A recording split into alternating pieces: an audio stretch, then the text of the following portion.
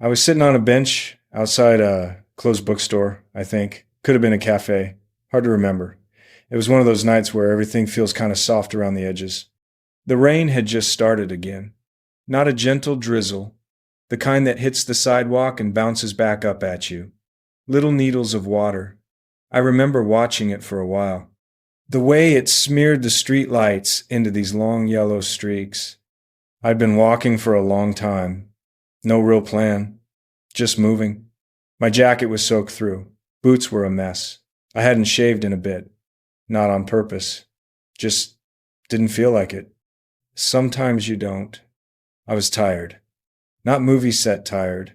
Just regular human tired. The kind where your shoulders feel heavy for no reason, and you can't tell if you're hungry or just bored of your own thoughts. At some point, I started thinking about food. Not fancy food. Just something warm, somewhere quiet. There was this steakhouse across the street. Ironclad. Old place, brick walls, big windows fogged up from the heat inside. I stood there for a second, rain running down my face, wondering if I should even bother. I looked rough. No way around that. You can feel it sometimes. The moment people clock you, like they're deciding what box to put you in before you even open your mouth. I almost turned away, but I was hungry. So I pushed the door open. Warm air hit me. Smelled like garlic and butter and something smoky. The kind of smell that sticks to your clothes. There were only a few people inside. Quiet. Low music. Forks clinking. I stood there a second too long. You know when you're not sure where to put your hands? Then the manager walked over. Suit too tight. Smile that didn't reach his eyes. He looked me up and down. Boots, jacket, beard, the whole inventory. Didn't say hello. Didn't ask how I was. Just told me they weren't a shelter. Said I should try somewhere else. I remember thinking, wow, that was fast. I told him I just wanted dinner, nothing dramatic, just food. He didn't believe me. You could see it, like my words didn't match how I looked. So I walked past him and sat down anyway, near the back, a booth by the kitchen, not the good seats, but whatever. A waitress came over. Maya. Tired eyes. Kind voice. The kind of person who smiles even when they shouldn't have to. She handed me a menu. Asked if I wanted coffee. I did, and I don't know why. Maybe it was stubbornness, maybe curiosity, but I ordered the most expensive steak on the page. Not to prove anything, just because I could. She hesitated. Asked if I was sure. I appreciated that. I paid in cash. The manager didn't like that. I could feel it. Something shifted in the room. And that's when the night really started. After I ordered, I just sat there, watching. You get good at that when you spend a lot of time alone. You notice small things. The way someone taps their glass when they're nervous. The way a couple argues in whispers because they don't want to ruin the mood. The manager stayed near the bar, arms crossed, pretending to wipe the counter. But he kept looking over at me, like I was a problem he hadn't solved yet. I wasn't trying to make a point. I swear, I just wanted to eat.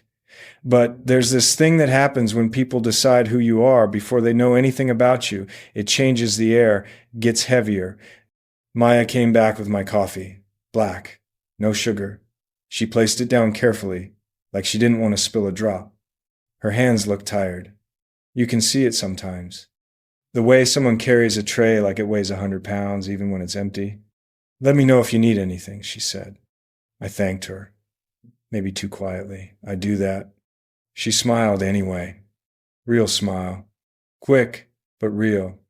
I watched her walk away and thought about how much work goes into being nice when you're exhausted. That kind of kindness costs something. Behind her, I saw the manager pull her aside. He leaned in close, said something. I couldn't hear it, but her shoulders tensed, just for a second. Then she nodded and walked off. Didn't like that. I sipped my coffee, burned my tongue a little. Didn't care. The room felt strange, like everyone was pretending nothing was happening while something definitely was. From the kitchen, I could hear raised voices. Not yelling, but that tight kind of whisper yelling. You know, when someone's angry but trying to hide it. I caught a few words. Waste. Not worth it. Do it anyway. Couldn't tell who was saying what. The manager went back there. Door swung shut behind him. I stared at the condensation on my coffee cup, traced little lines with my finger. You ever notice how restaurants have their own sounds? The clink of plates, the hiss from the grill, a laugh that echoes a second too long. Something felt off. Maya came back to refill my water. She didn't look at me this time, kept her eyes on the glass. You okay? I asked. She paused, just a beat, then nodded. Yeah, just busy. But it wasn't busy. Place was half empty. I didn't push it. I've been judged a lot in my life, not always in bad ways. Sometimes people think they know you. Sometimes they think you're nothing. Both feel weird. That night, I was definitely nothing to them. Just another guy who didn't belong. And honestly, that's what I wanted. I wanted to see what happens when you take away the labels, when you're just a person. Wet jacket, muddy boots. You learn a lot about people that way. The kitchen door opened. The manager came back out. His face was different now, like he'd just won an argument. He looked at me, smiled. Didn't like that smile. Not one bit. Maya walked past him. I saw him grab her arm for a second. Not rough, but not gentle either. She pulled away. Quick. That's when I knew something was wrong. You don't always know what, but you feel it. Like a quiet alarm going off in your chest. A few minutes later, Maya came back with the plate. You could smell it before you saw it. Butter. Garlic. That rich, heavy smell that makes your stomach wake up. The steak looked perfect. Grill marks. Steam rising. The kind of thing you'd see in a magazine. I remember thinking, wow, they didn't mess around. She set it down in front of me. Enjoy, she said. Her voice was steady. Too steady. As she adjusted the silverware, she leaned in just a little. Not enough for anyone else to notice. Just enough for me. Can I get you anything else? She asked, loud enough for the manager to hear. Extra napkins? More sauce? And then I felt it. Something folded, slipped into my palm. Her fingers brushed mine for half a second. They were shaking. She squeezed my hand once, hard. I looked up at her. She didn't smile this time. Her eyes did all the talking. Please, read it. She straightened up and walked away like nothing happened. My heart was beating faster than it should have been. I hate that feeling. When you know something's wrong, but you don't know how bad yet. I waited a moment, pretended to look at my phone, then slowly unfolded the napkin under the table. The handwriting was messy, like she didn't have time to think. Do not eat the steak. The manager made the chef use spoiled meat. It will make you very sick.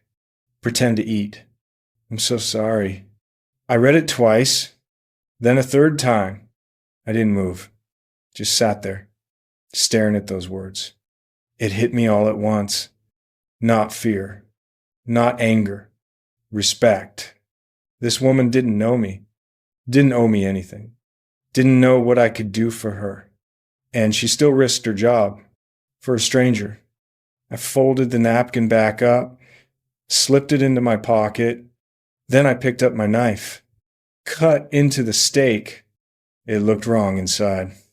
Gray. Not right. You don't need to be a chef to know when food's bad. I speared a piece, lifted it halfway to my mouth. The manager was watching from across the room. I could feel his eyes on me. So I held it there, let him think he'd won. Then I set the fork down, took a sip of coffee instead. My hands were calm. Inside, not so much. I reached into my jacket pocket and pulled out my phone. Not to make a scene, not to scare anyone, just to make a call. "Hey," I said when he picked up, "I need you to come down here." I gave him the address, told him to bring the lawyer, and to call the health department. Kept my voice low. Didn't want drama. The manager started walking toward me. Confident, smug. I hung up, put the phone on the table, looked back at the steak. Still steaming? Poison never looks like poison, does it?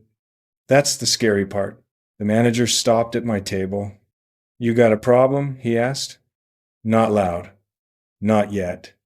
Just that tone people use when they think they're in control. I looked up at him. "No," I said, "just not very hungry anymore." He glanced at the steak.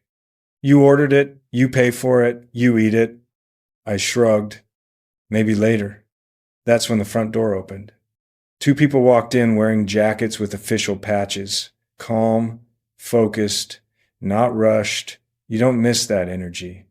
The manager's face changed. Not anger, fear. They asked to speak to whoever was in charge. He puffed up at first, tried to play confident, but his voice cracked on the second sentence. They took the plate, the whole plate, didn't even argue. Went to a table near the window and started testing it. Swabs, small tools, quiet conversation. The room went silent. I watched Maya from across the restaurant.